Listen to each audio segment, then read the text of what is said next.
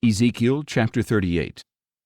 And the word of the Lord came to me, saying, Son of man, set your face against Gog of the land of Magog, the chief prince of Meshech and Tubal.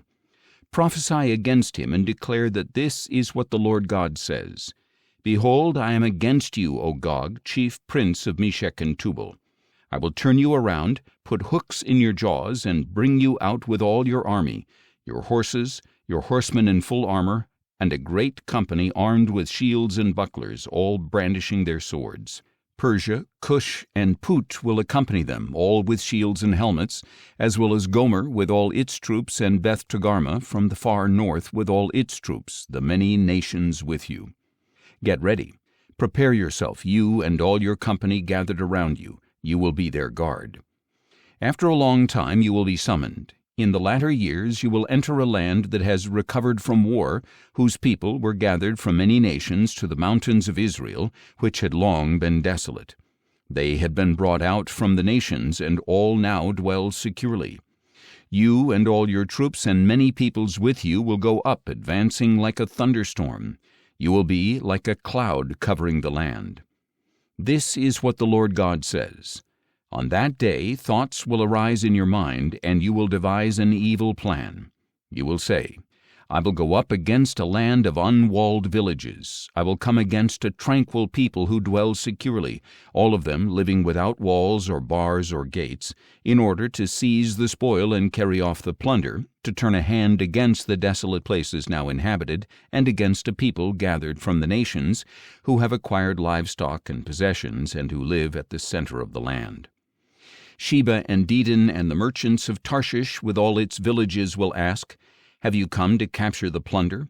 Have you assembled your hordes to carry away loot, to make off with silver and gold, to take cattle and goods, to seize great spoil?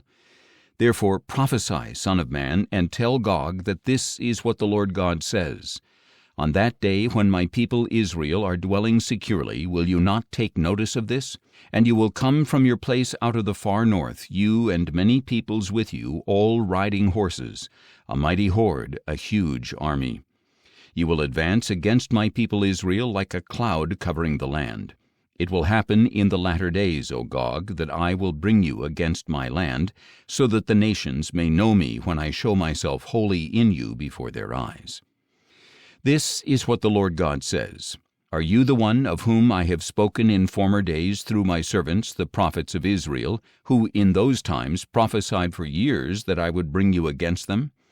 Now on that day when Gog comes against the land of Israel, declares the Lord God, my wrath will flare up.